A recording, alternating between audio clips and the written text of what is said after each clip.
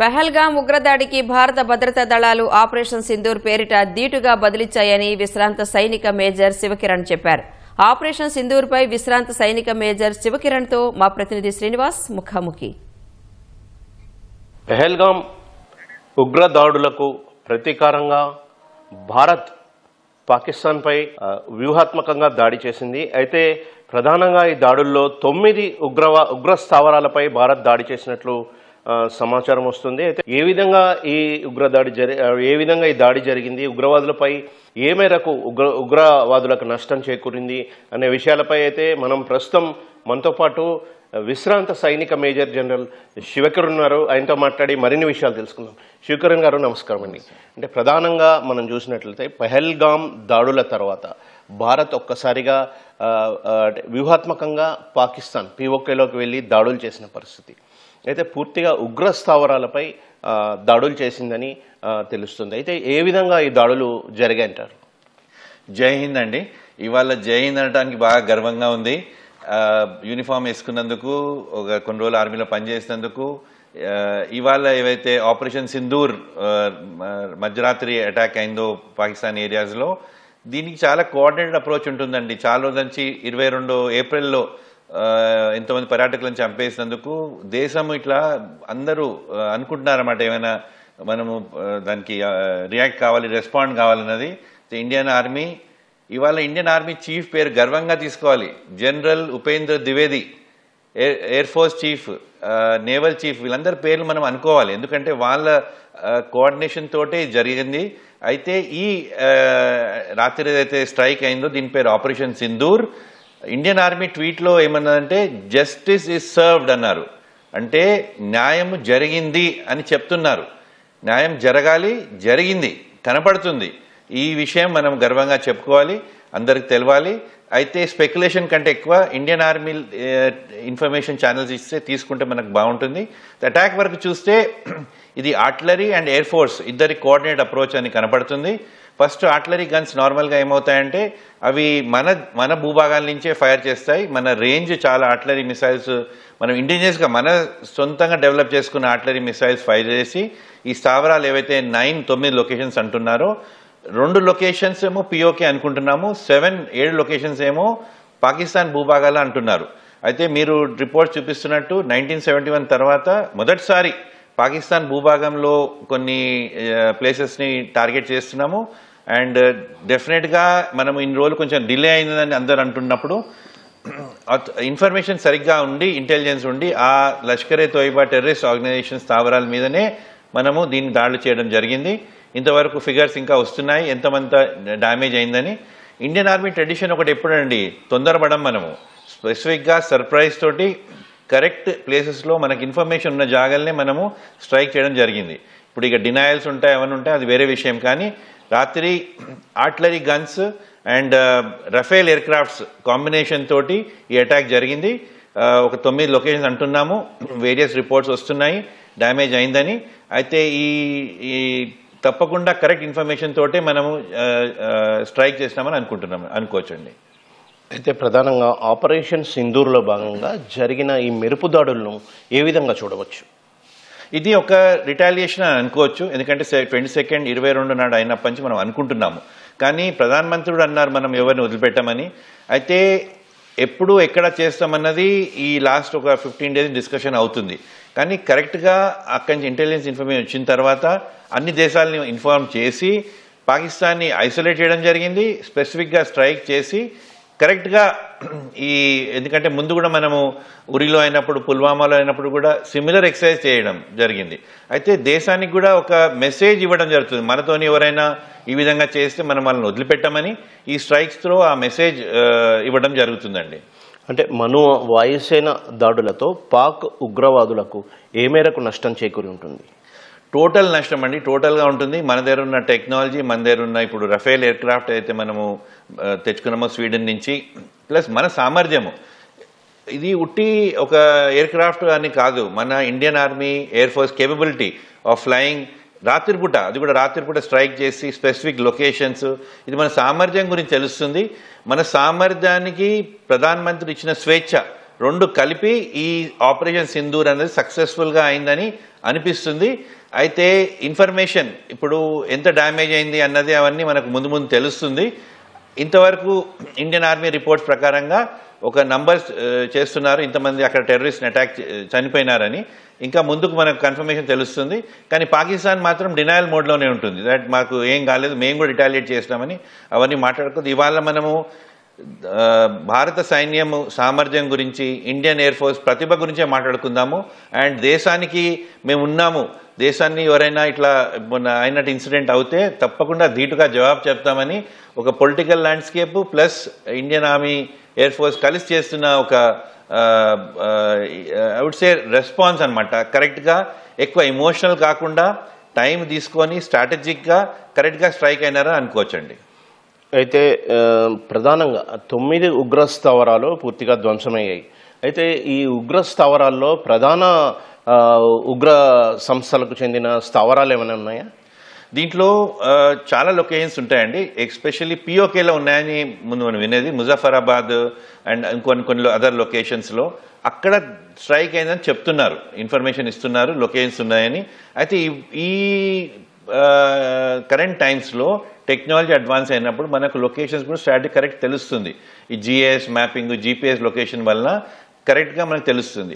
అయితే దీంట్లో మీరు అన్న క్వశ్చన్లో స్పెసిఫిక్గా అక్కడ టెర్రరిస్ట్ ఉన్నారా లేదా అని అనుకుంటే అక్కడ నార్మల్గా యాక్టివిటీ, అంటే ఇప్పుడు టెక్నాలజీ తోటి మనము అబ్జర్వ్ చేస్తుంటాం అక్కడ యాక్టివిటీ ఎట్లుంది, మూవ్మెంట్ ఎట్లుంది, ప్లస్ సెల్ ఫోన్ యాక్టివిటీ అంటాం అనమాట. సెల్ ఫోన్ యాక్టివిటీ అక్కడ ఉంటే ఒక ఎవిడెన్స్ ఇంతమంది అక్కడ ఉన్నారని తెలుస్తుంది.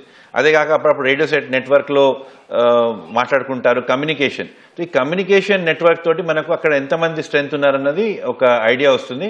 కానీ definitely for a long time అండి, ఇప్పుడు రియాక్ట్ అయినా మన 22 అయినందుకు కానీ చాలా రోజుల నుంచి ఉగ్రవాద క్యాంపులు ఉన్నాయని తెలుసు. ఇది కరెక్ట్ ఛాన్స్ వచ్చింది ఇండియాకు ఒక ధీటైన జవాబు చెప్పడానికి. ఈ అవకాశాన్ని వాడుకొని నిన్న మొన్న మీరు ఈ టీవీలో ప్రోగ్రామ్స్ చేస్తున్నట్టు ఒక శాశ్వతమైన సొల్యూషన్కు దిక్కుపోతే బాగుంటుందేమో అనిపిస్తుంది. అయితే మరోవైపు ప్రధానంగా ఇప్పుడు పాకిస్తాన్ ప్రతిస్పందన, అంటే భారత్ ఏదైతే దాడులు చేసిందో ఉగ్రవాద స్థావరాలపై పిఓకేలో పాకిస్తాన్ ప్రతిస్పందన ఏ విధంగా ఉంటుంది? పాకిస్తాన్ ప్రతిస్పందన అంటే ఇప్పుడల్లా మనం దాన్ని మాట్లాడుకునేది ఎక్కువ అవసరం లేదేమో. అయినా కూడా మన ఎయిర్ క్రాఫ్ట్స్ వెళ్ళినప్పుడు ఇప్పటివరకు రిపోర్ట్స్లో మన రఫేల్ ఎయిర్ క్రాఫ్ట్స్ వెళ్ళేసి ఆర్టరీ గన్స్ కూడా ఫైర్ అయ్యి రఫేల్ ఎయిర్ క్రాఫ్ట్స్ మళ్ళీ రిటర్న్ అన్ని వచ్చేసినాయి. దాంతో తెలుస్తుంది వాళ్ళ ఎయిర్ డిఫెన్స్ సిస్టము సరిగా లేదు అని, వాళ్ళు డిటెక్ట్ చేయలేకపోయినారు, వాళ్ళ రడార్ సిస్టమ్ సరిగా లేదు. మన సామర్థ్యం కూడా దాని గురించి మనము మంచిగా అనుకోవచ్చు, ఇంకా వాళ్ళకంటే గొప్పగా ఉందని. ప్రతిస్పందన అంటున్నారు, మేము కూడా చేసి చూపిస్తామని. మనకు అప్పుడు పుల్వామా ఇంకా సర్జికల్ స్ట్రైక్స్ అయినప్పుడు పాకిస్తాన్ అసలు మా దగ్గర ఏం కాలేదన్నదన్నమాట. కాకపోతే ఏం సిచ్యువేషన్ లేకుండే, కానీ ఇప్పుడు ఒప్పుకుంటుంది ఈ స్ట్రైక్స్ అయినాయని. సో దాన్ని మన ఎయిర్ క్రాఫ్ట్స్ వాళ్ళ ఏరియాలో వెళ్ళినట్టు ఇవన్నిటికీ ఒక నిర్దిష్టమైన ఎవిడెన్స్ కనపడుతుంది. ప్రతిస్పందన అన్నది ఉంటుంది, naturally as a country they have to respond. కానీ వాళ్లకు ఆ రెస్పాండ్ చేసే సామర్థ్యం దీనికి తెలిసిపోయింది. మనం వెళ్ళేసి ఈ 9 స్థావరాలు స్ట్రైక్ చేసి రిటర్న్ రావడంలో వాళ్ళు రెస్పాండ్ చేయలేకపోయినారు. ముందుకు ఏమైనా దాడులు చేయొచ్చు, కానీ పాకిస్తాన్ ఎప్పుడు ఒక పిరికి పందలాగా దాడులు చేస్తుంది. ఇట్లా ఫుల్ స్కేల్ ఎయిర్ క్రాఫ్ట్ కాకుండా ఎక్కడో టెర్రరిస్ట్ అటాక్, మళ్ళీ ఎక్కడనో కొంచెం స్మాల్ ఆర్మ్స్ ఫైర్, కానీ లార్జ్ స్కేల్ ఆపరేషన్స్ చేసి మన భూభాగంలో స్ట్రైక్ చేయడము కాదు, పాకిస్తాన్ కేబిలిటీ లేదని అనిపిస్తుందండి. ఒకవేళ దాయాది దేశం ఏదన్నా చర్యలకు పూనుకుంటే మన స్పందన ఏ విధంగా ఉండబోతుంది? ఇప్పుడు ఆ సిచ్యువేషన్ లేదండి. ఇప్పుడు క్లియర్గా ఇప్పుడు కొన్ని రోజుల వరకు ఏమవుతుందంటే వాళ్ళు డినై చేస్తుంటారు, ఇది కాలేదు చేయలేదని. ఇంటర్నేషనల్ ప్రెషర్ ట్రై చేస్తారు బిల్డప్ చేయడానికి. సో ఇమీడియట్లీ మాత్రం రియాక్ట్ కారు.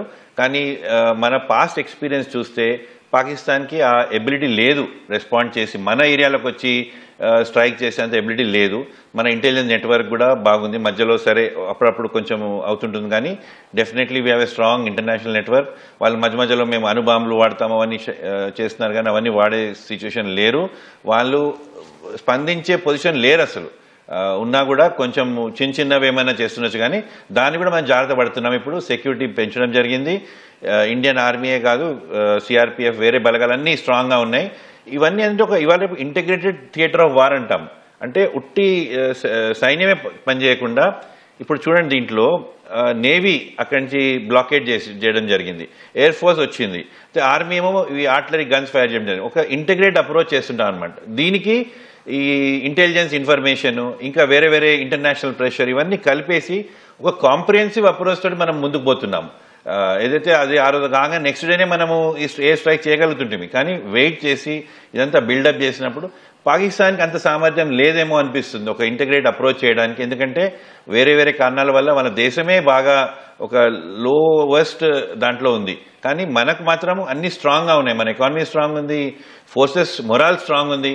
కానీ ఈ యాక్షన్ ఆపరేషన్ సింధూర్ వలన ఏమవుతుందంటే సైన్యం అన్నది యుద్ధాని కోసమే ట్రైనింగ్ ఉంటుందన్నమాట.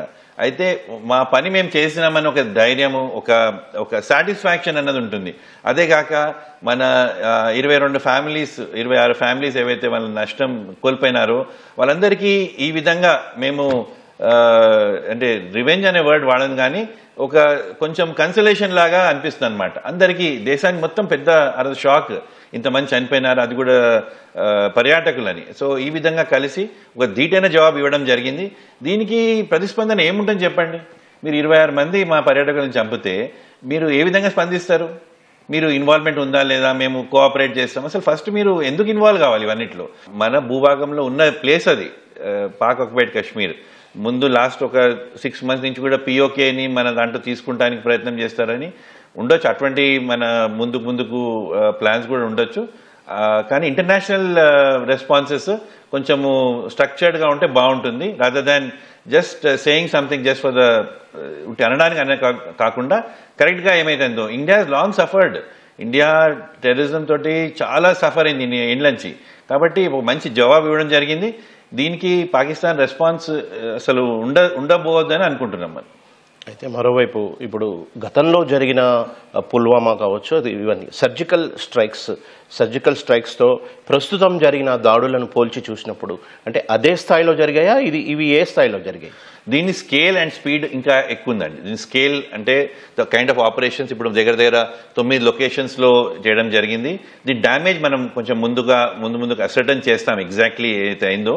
కానీ దీంట్లో కొంచెం స్ట్రాటజీ వేరే విధంగా ఏమైందంటే వాళ్ళని ఫస్ట్ మనం నిన్న మాట్లాడుకుంటూ అంటున్నారన్నమాట, మోదీ గారు ప్రధానమంత్రి ఒక చాణక్య నీతి అప్రోచ్ చేస్తున్నారని. ఫస్ట్ వాళ్ళని డిలే చేసినాం కొంచెం యాక్షన్. వాళ్ళు అంటున్నారు అటాక్ వస్తుందని డిలే చేయడం జరిగింది. తర్వాత డ్రైన్ చేయడం, తర్వాత డామినేట్ చేయడం. డిలే, డ్రైన్ అండ్ డామినేట్ అనే అప్రోచ్ మనము ఫాలో చేసినాము. అయితే ఈ డిఫరెన్స్ మీరు అడిగిన క్వశ్చన్కి ఉంటే స్కేల్ అండ్ స్పీడ్ దాన్ని చూస్తే ఈ స్కేల్ ఆపరేషన్స్ చాలా ఎక్కువైంది అనిపిస్తుంది. ఎందుకంటే అప్పుడు మనము వెళ్ళినప్పుడు చాలా మటుకు పిఓకేలోనే ఎక్కువ స్థావరాలు మనం చూసినాం. ఇప్పుడు 7 లొకేషన్స్, మీ న్యూస్ రిపోర్ట్స్ ప్రకారం కూడా 7 లొకేషన్స్ పాకిస్తాన్ భూభాగంలో, 2 ముజఫరాబాద్ అనే అవి పిఓకేలో ఉన్నాయని తెలుస్తుంది. కాబట్టి ఇంకా కొంచెము ముందుకు ఒక స్టెప్ ముందుకు వెళ్ళినట్టు అనిపిస్తుందండి. దీంట్లో అంతర్జాతీయంగా ఇతర దేశాలు అంటే ఈ దాడుల్ని ఏ విధంగా చూస్తాయి? ఒకవేళ పాక్ వాళ్ళ మద్దతు కావాలని చూస్తే ఏ విధంగా ఉంటుంది? వాళ్ళ స్పందన ఏ విధంగా ఉంటుంది? ఈ లాస్ట్ 15 daysలో ఈ preparation as part of the strategy. Army action కాకుండా మనం అంతర్జాతీయంగా అంత సపోర్ట్ సమకూర్చుకున్నాము. ఇప్పుడు ట్రంప్ చూస్తే కూడా ఇది అయ్యేది లేకుండే కానీ తొందరగా అయిపోతుందేమో అన్నారన్నమాట. ఒక కైండ్ ఆఫ్ న్యూట్రల్ రెస్పాన్స్ వస్తుంది. రష్యా అయితే మన సైడే అని మాట్లాడుతున్నారు. అయితే point is Pakistan already isolate అయ్యింది. ఒక యునైటెడ్ నేషన్స్లో పాకిస్తాన్ ఇప్పుడు యునైటెడ్ నేషన్స్ సెక్యూరిటీ కౌన్సిల్లో మెంబర్ లాగా ఉంది కాబట్టి వాళ్ళు కొంచెం అక్కడి నుంచి వచ్చే రెజల్యూషన్స్ మీద చేస్తున్నారు. కానీ మన జయశంకర్ గారు ఫారెన్ మినిస్టర్ అక్కడ ఉన్న కంట్రీస్తో మాట్లాడి చేసి ఇట్లా చేస్తున్నామన్నట్టు బ్రీఫ్ చేసినట్టు అనిపించింది. దాంతో రెస్పాన్స్ అన్నట్టు, ఎందుకంటే మనకు నష్టం జరిగింది, ఇట్స్ వెరీ క్లియర్ దీంట్లో. అయితే మనం ఏం చేయలేదు, మనం రెస్పాండ్ అయినాం. ఇప్పుడు అంటున్నారు రియాక్ట్ కంటే వీ హ్యావ్ యాక్టెడ్.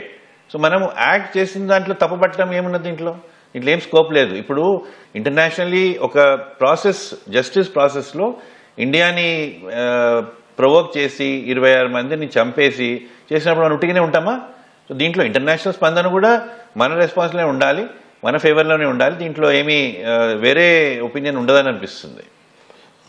మీ విలువైన అభిప్రాయాలను మాతో పంచుకున్నందుకు ధన్యవాదాలు శివకిరణ్ గారు. థ్యాంక్ యూ అండి. జై హింద్. ఇవాళ మీరందరూ ఈటీవీలో ఇండియన్ ఆర్మీ గురించి మాట్లాడాలి, మన చీఫ్ గురించి మాట్లాడాలి, ఇండియన్ సైన్యం గురించి ఎట్లయితే శక్తితోని, సామర్థ్యంతో, స్వేచ్ఛతోటి యాక్ట్ చేసి మన దేశాన్ని జస్టిస్ సర్వ్డ్ అన్నారు చూడండి.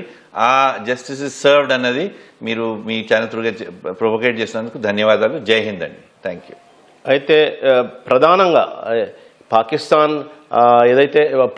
ఉగ్రముఖలు ఏదైతే అమాయక పర్యాటకులను 26 మందిని దాడి చేసి పొట్టన పెట్టుకున్నాయో అందుకు భారత్ భద్రతా బలగాలు ధీటుగా జవాబిచ్చాయని విశ్రాంత సైనిక మేజర్ శివకిరణ్ చెబుతున్నారు. కెమెరామెన్ శ్రీధర్తో శ్రీనివాస్, ఈటీవీ న్యూస్, హైదరాబాద్.